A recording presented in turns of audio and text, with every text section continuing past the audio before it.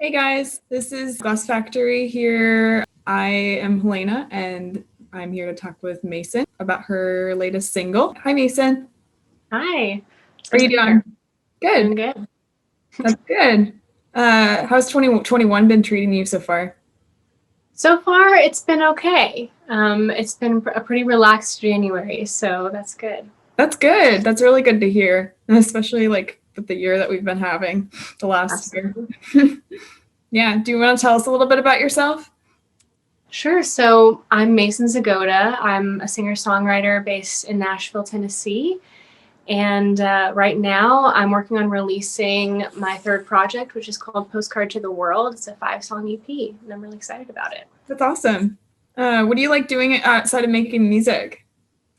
So my day job is that I'm a teacher. I have Oh, my cool. degree in political studies, and I teach pretty much anything in the realm of the humanities. So spelling, grammar, writing, English language arts, all Mhm. of that. That's so neat. Could you tell me a little bit more about like, do you teach a grade, any specific grade, or um, Yeah, I've taught mostly high school, and this year I'm teaching middle schoolers, 6th through 8th grade. So it's really fun. yeah, how's it been with doing online stuff? Like, could you tell me a little bit more about the challenges there? Yeah, it's been like nice to be able to work remote, and I think Mhm. the kids also have enjoyed that as well. And I think I don't, being as young as I am, I don't have as much of a learning curve as a lot of other teachers have had in trying to figure Right. out how the online stuff. So it's been nice. I do miss being in the classroom though and having my kids right in front of me and being able to chat with them and make that connection. So Yeah, I bet. And I mean, I'm sure the kids are missing that too, not being able to play with their classmates and stuff. exactly. Yeah. What's a rose and a thorn of 2020 as a whole for you? Not maybe in your music, maybe not. I'll start with a thorn, I think would be the way 2020 affected my relationships, just not being able to like be with people and see people and go out the way that we used to. But the rose, I think, was honestly the whole period of lockdown was such a like a time of blooming for me. Mm. Being someone who is an introverted creative, having an excuse to just lock myself in my house and read and write all day long was actually really nice. It was kind of a blessing in disguise to just be able to slow down. It was good. Cool.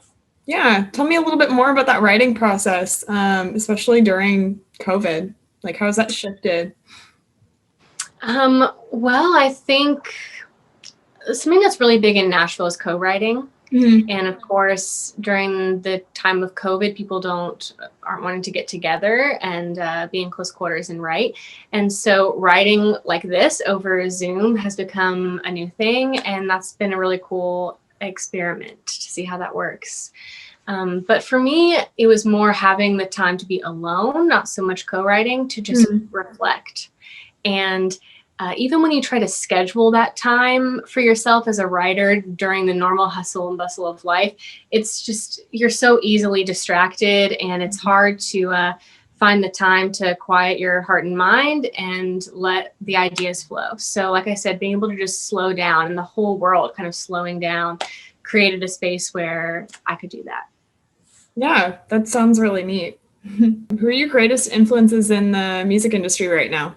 Like, how are they influencing your story right now? Hmm, that's a great question. I think I'm loving just where indie pop music is in general with Mm-hmm. all of the with the advent of streaming and also social media, becoming a DIY musician is more possible than ever before. And that's always what I've wanted to do. I've never looked at it as that I want to have my big break or get famous. I don't even know that I would want to be signed to any sort of label or management company. I've always just loved the idea of being DIY and totally independent. And so seeing bands and artists that I love who are either on indie labels or just doing it totally on their own really flourish and develop a really solid like tribe of listeners is really inspiring to me. Yeah. Do you have anyone that you're thinking of that fits that mold for you?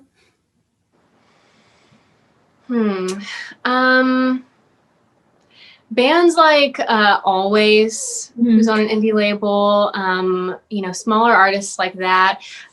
There's a girl who is actually based here in Nashville named Annie DeRusso, who just writes the coolest tunes. She started posting them on TikTok and just exploded. So people like that are just out there doing their thing. Yeah, I've been seeing a lot of people exploding on TikTok all of a sudden just by creating like little sneak peeks of their songs, which has been a really interesting side of TikTok. I only just started getting into it, and I want to be only in the music side of it. It's just so cool seeing all these little artists just blow up, and then now they're going to be able to go on tour and stuff, hopefully soon. I wonder what that's going to be like, especially with so many independent artists that just suddenly blow up with their music. So yeah, it's really cool. When did you first start writing music? I wrote my first song when I was about 15. Okay. And my biggest inspiration at the time was Taylor Swift, who I think inspired a whole generation of young girls to pick up guitars and start writing about their feelings. Definitely. And I was one of them. And I never thought that I wanted to do music as a career. I never thought that I wanted to even show my songs to people outside of my friends and family. And when I was 18, my parents convinced me to record some of my songs with this friend of ours who was a producer.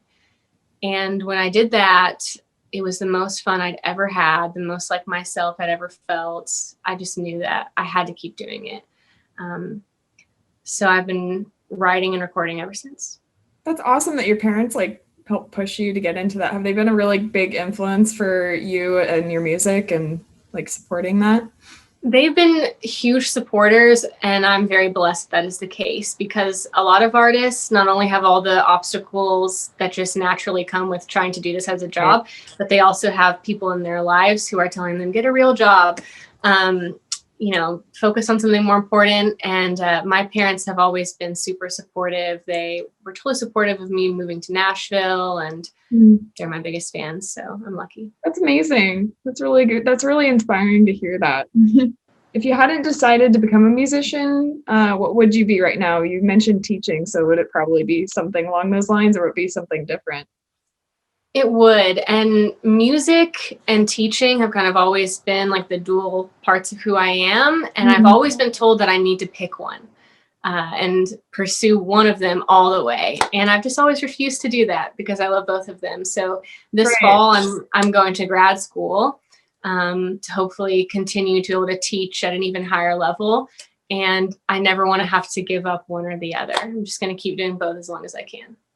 Yeah, that's really amazing to hear. There's so many people that I'm hearing about that are starting to do that, because it's really common for people to just say, pick one passion, pick one thing. If you're passionate about multiple things, then why should you hold yourself back if you feel like you can do it?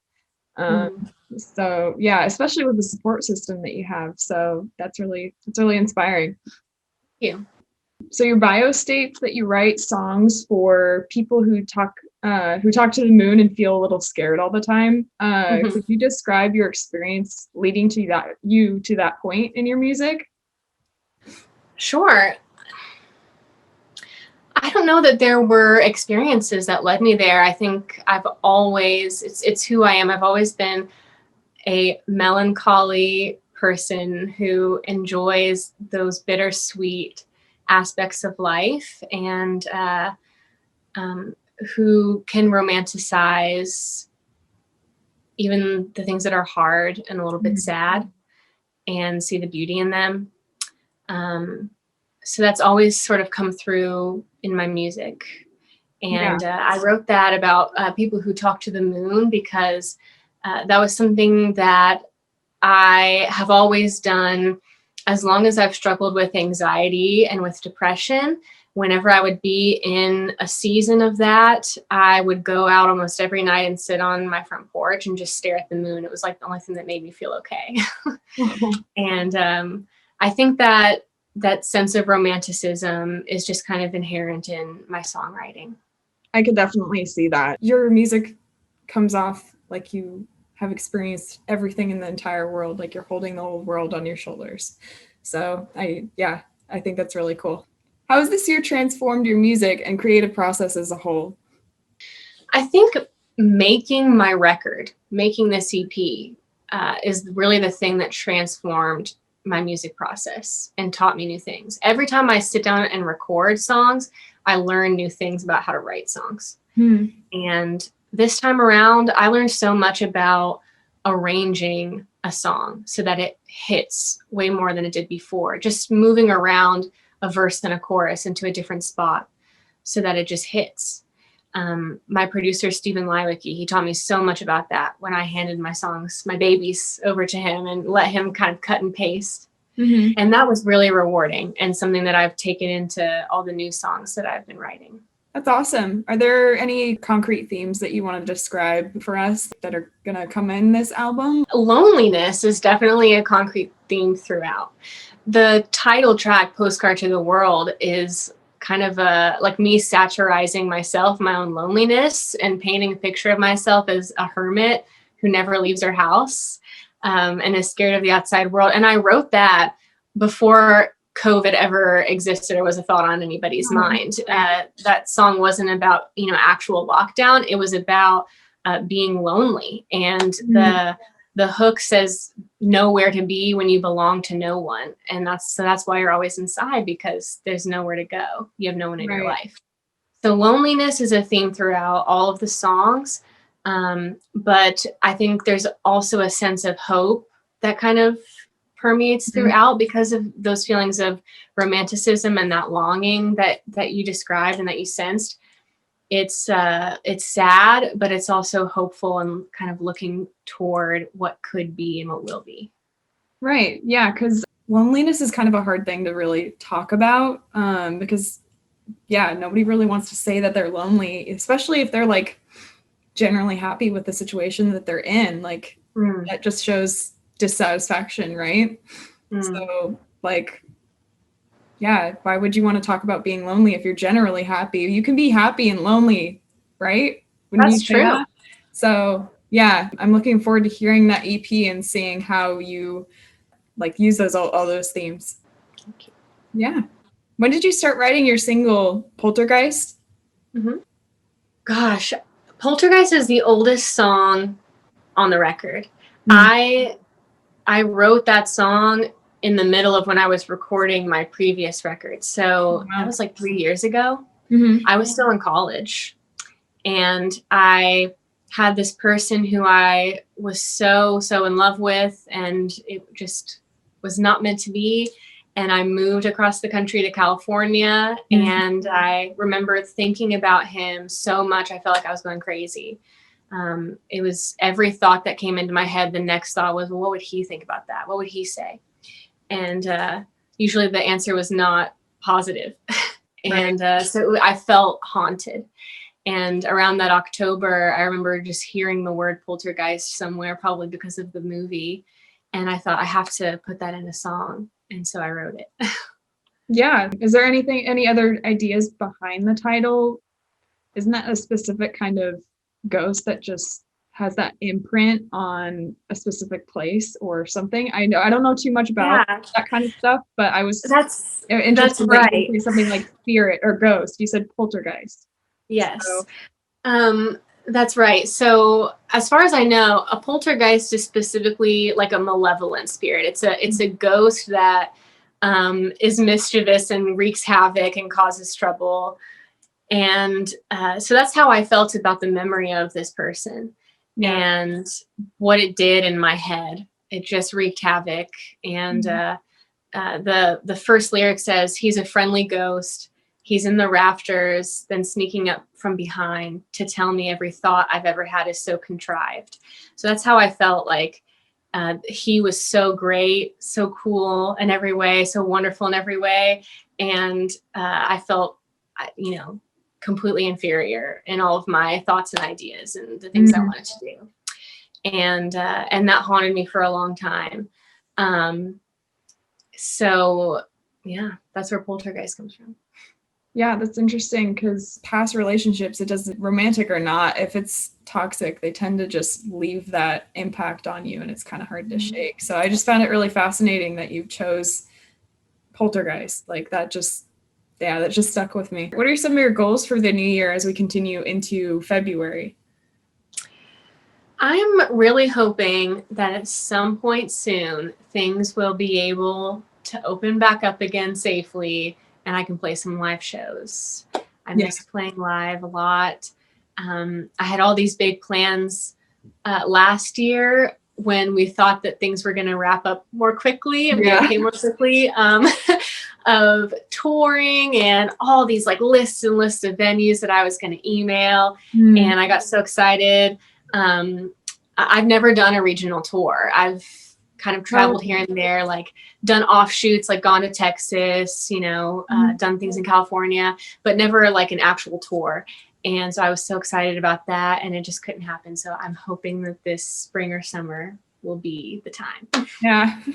Yeah, definitely. I think we all had hopes for 2020 and 2021 because, I mean, 2020 had so much promise. We were so looking forward to like a new decade.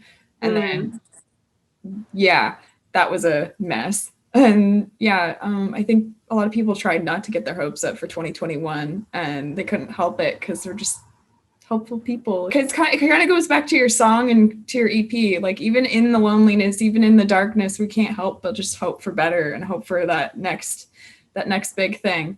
So your single Poltergeist comes out on January 29th, correct? So that's 2 more days. Yeah. Yeah. Are you excited? I'm super excited. I'm nervous too. I want it to do well. I want people to hear it and enjoy it, but ultimately you just got to put it out in the world and see what happens. Right. Yeah. Well, I'm looking forward to seeing all the feedback. It's a great single. It's just a really cool song. That's awesome. I really appreciate it. Yeah. Yeah. Do you have anything that you want to say before we head out? Sure. I'd say just that if you're someone who enjoys indie pop, you enjoy anything about the music of the 90s or the music of the 60s, or if you're someone who likes sad lyrics set to a happy melody, then this EP is for you. You're like me, you're one of my people, and I just love for you to hear it. Yeah, cool. It was really nice to meet you. Me too. Yeah. Well, I'm looking forward to hearing your EP. When is it coming out again? The EP comes out April 23rd. Okay. Wow. Yeah. So we got some time. Yes, there will be 2 more singles released in between now and then. So you can just follow me and then you'll be able to see all the updates. Cool. That's awesome. I think that's all I have for you today. But yeah, again, it was really nice to meet you and I hope you have a really good day. Thank you. Yeah. These were all really fun, awesome questions. I really appreciate it. The clear thought that you put into it. I love it. Thank you. Yeah, no problem. It was really fun to just dive into your music. Have a great day. All right. Bye. Bye.